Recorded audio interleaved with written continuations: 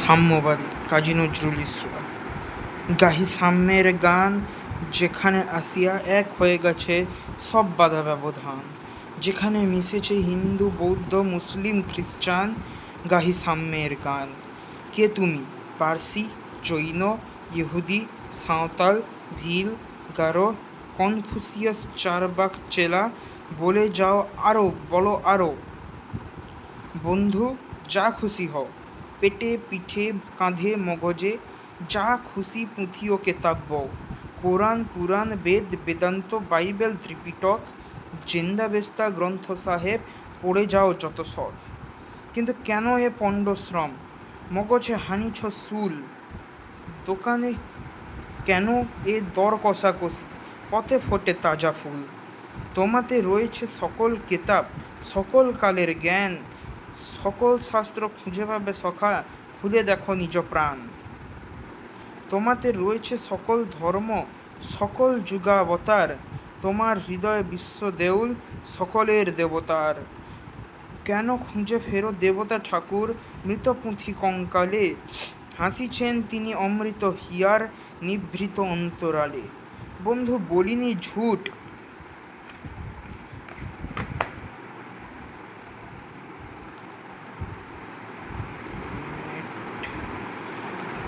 বন্ধু বলিনি ঝুট, এইখানে এসে লুকটাইয়া পড়ে সকল রাজমুকুট। এই হৃদয়ের সে নীলাচল কাশী মথুরা বৃন্দাবন, বুদ্ধ গয়া এ জেরুজালেম এ মদিনা কাবা ভবন। মসজিদ এই মন্দির এই গির্জা এই হৃদয়, এইখানে বসে ঈসা মুসা পেল সত্যের পরিচয়। এই রণভূমে বাঁশির কিশোর, এই রণভূমে বাঁশির কিশোর গাহিলেন মহাগীতা। এই রণভূমে বাঁশির কিশোর গাহিলেন মহাগীতা। এই মাঠে হলো মেষের রাখাল, নবীরা খোদার মিতা। এই হৃদয়ের ধ্যান গুহা মাঝে বসিয়া সাক্ষ্য মুনি, ত্যাজিল রাজ্য মানবের মহাবেদনার ডাক শুনি। এই কন্দরে আরব দুলাল শুনিতেন আহ্বান, এইখানে বসে গাহিলেন তিনি কোরআনের সামগান। মিথ্যা শুনিনি ভাই, এই হৃদয়ের চেয়ে বড় কোনো মন্দির কাবা নেই, নাই।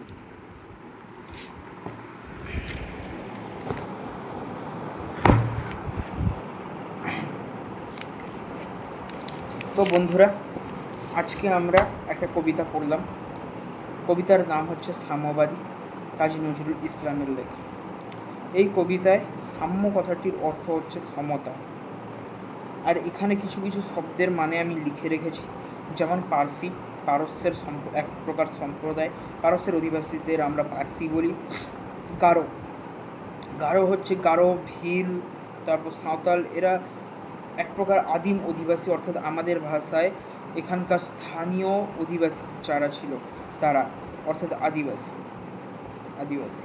আর গারো হচ্ছে পাহাড়ি এলাকার সম্প্রদায়। ইহুদি হচ্ছে জার্মানের এক সম্প্রদায়। হিটলার ইহুদিদের বিতাড়িত করে সেখানে শুধু প্রকৃত জার্মানদের প্রতিষ্ঠা করতে চেয়েছিল, যার ফলে তিনি বড় বিশ্বযুদ্ধ লাগান এটাকেই কেন্দ্র করে। আর তিনি নেতাও হয়েছিলেন ইহুদি বিতাড়নকে কেন্দ্র করে। তিনি বলতেন যে ইহুদিরা জার্মান দেশকে শেষ করে দিচ্ছে। কনফুসিয়াস হচ্ছেন চীন দেশের একজন দার্শনিক। আর চারবাক হচ্ছেন এক প্রকার দার্শনিক সম্প্রদায় যারা নিরীশ্বরবাদ এবং বস্তুবাদে বিশ্বাস করতেন। জেন্দাবেস্তা হচ্ছে পারসিকদের ধর্মগ্রন্থ। পণ্ডশ্রম মানে হচ্ছে বৃথা পরিশ্রম করা। দেউল মানে হচ্ছে মন্দির। আর হিয়ার মানে হচ্ছে হৃদয়ের। কারোর যদি কোনো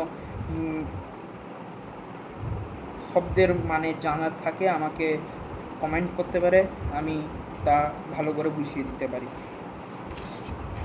বা মানে বলে দিতে পারি, তার জন্য কমেন্ট করতে হবে। আর জেরুজালেম মানে হচ্ছে প্যালেস্তাইনে অবস্থিত খ্রিস্টান, ইহুদি ও মুসলিমদের ধর্মস্থান। নবী হচ্ছে আল্লাহ প্রেরিত দূত। এরকম 5 জন নবী আছেন। আমি হিন্দু একজন, আমি মুসলিমের বেশি কিছু জানি না। তবুও আমি বলতে পারি যে নবী 5 জন আছেন। মিতা মানে বন্ধু, সাক্ষ্যমণি মানে হচ্ছে আমাদের বুদ্ধদেব, আর আরব দুলালকে আমরা হজরত মোহাম্মদকে আরব দুলাল বলে চিনি। আর কাবা, কাবা হচ্ছে মুসলিমদের ধর্ম নিদর্শন, যা হজ করতে গেলে মক্কা মদিনায় পাওয়া যায়। আমি যখন ছোট ছিলাম আমার বাবা বলেছিল যে কাবা আগে শিবলিঙ্গ ছিল। আমি কোনো ধর্মকে হার্ট করতে চাইছি না, বা আমি ব্যাক স্টোরি জানিও না, আমার বাবা যেটা বলেছে আমি সেটাই বলছি। শিবলিঙ্গ ছিল, তার উপরে নাকি কালো করেছে, ফলে তারা সেখানে গিয়ে মাথা নোয়ায়, শুধুমাত্র শিব ভক্তি দেখায় না, কাবার ভক্তি দেখায় আমি জানি না। আমি মুসলিম ভাইদেরও হার্ট করছি না, আর হিন্দু ভাইদেরও হার্ট করছি না। আমি নীরবে, আমি ধর্মবিরোধী না, কারো কোনো ধর্মবিরোধী না। আমার কাছে খ্রিস্টান, মুসলিম, হিন্দু, অন্য জৈন, বৌদ্ধ সব একই। আমি যেরকম দোল খেলি সেরকম ঈদও মানাই। কাজী নজরুল ইসলাম, কাজী নজরুল ইসলাম ওই ব্যক্তি যে হিন্দু মুসলিমের মধ্যে পার্থক্য করতেন না। কাজী নজরুল ইসলাম জন্মগ্রহণ করেছিলেন 1899 খ্রিস্টাব্দে এবং তার মৃত্যু হয়েছিল 1976 খ্রিস্টাব্দে। বর্ধমান জেলার আসানসোল মহকুমার জামুরিয়া থানার অন্তর্গত চুরুলিয়া গ্রামে তার জন্ম হয়।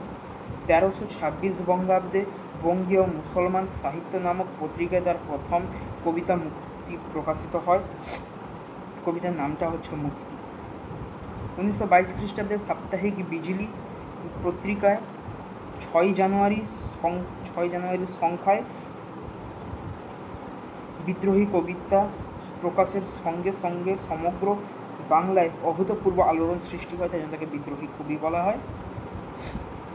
এবছরই তার প্রথম গল্পগ্রন্থ ব্যথার দান এবং প্রথম কাব্যগ্রন্থ অগ্নিবীণা প্রকাশিত হয়।